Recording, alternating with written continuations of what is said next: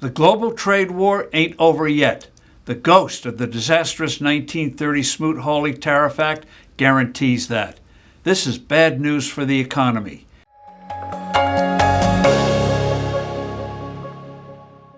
Hello, I'm Steve Forbes, and this is What's Ahead, where you get the insights you need to better navigate these turbulent times. The U.S. Court of International Trade firmly ruled that President Trump had no authority to impose most of his tariffs. The Constitution is clear. Only Congress can levy taxes. The administration relied on the 1977 International Emergency Economic Powers Act. The three judges hearing the case, comprised of appointees by Presidents Reagan, Obama, and Trump, demolished the principal pillar of the White House, which was that the trade deficit was a major emergency. Congress can delegate temporary taxing authority to deal with an emergency. The trouble with the administration's argument here is that the U.S. has routinely run trade deficits for most of its existence. In fact, the shortfalls in the last half-century have surged when the economy was growing and shrank when the economy got in trouble. The notion that trade surpluses or deficits in and of themselves tell us anything about the health of an economy is preposterous. The U.S. had trade surpluses during the Great Depression when unemployment reached 25%. The administration may go for an instant judgment by the Supreme Court. An appeals court has already put a temporary stay on the trade ruling. But whether the Supremes take up the case now or let it first wend its way through the normal appeals process, they will not likely overrule the trade court.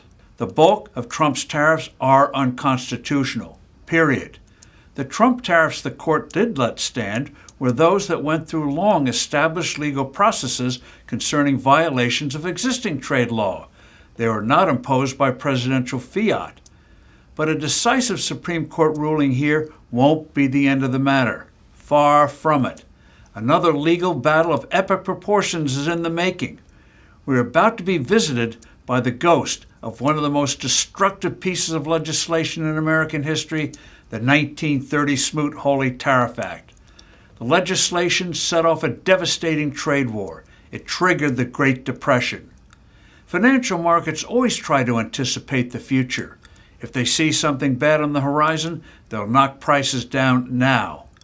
It was the realization in the fall of 1929 that Congress might enact sweeping and sizable tariffs that caused stocks to crash. President Herbert Hoover signed the actual legislation in June 1930. Nations retaliated. Global trade collapsed.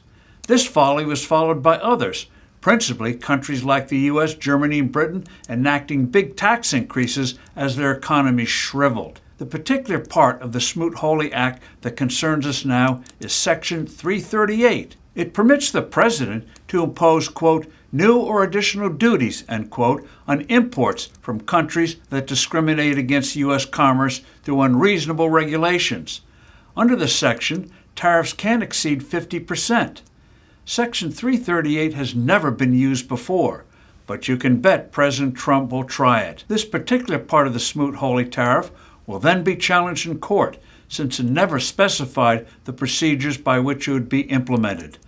Apparently, the president can just invoke it. So all this guarantees more turmoil.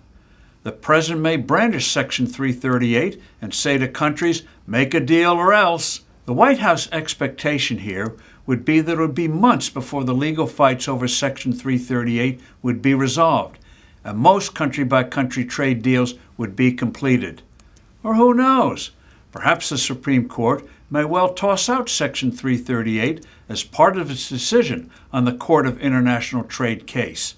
All this uncertainty makes it imperative that Congress not only renew the expiring parts of the 2017 tax cuts, but also add really big new tax cuts as well to juice up the economy. I'm Steve Forbes. Thanks for listening. Do send in your comments and suggestions. I look forward to being with you soon again.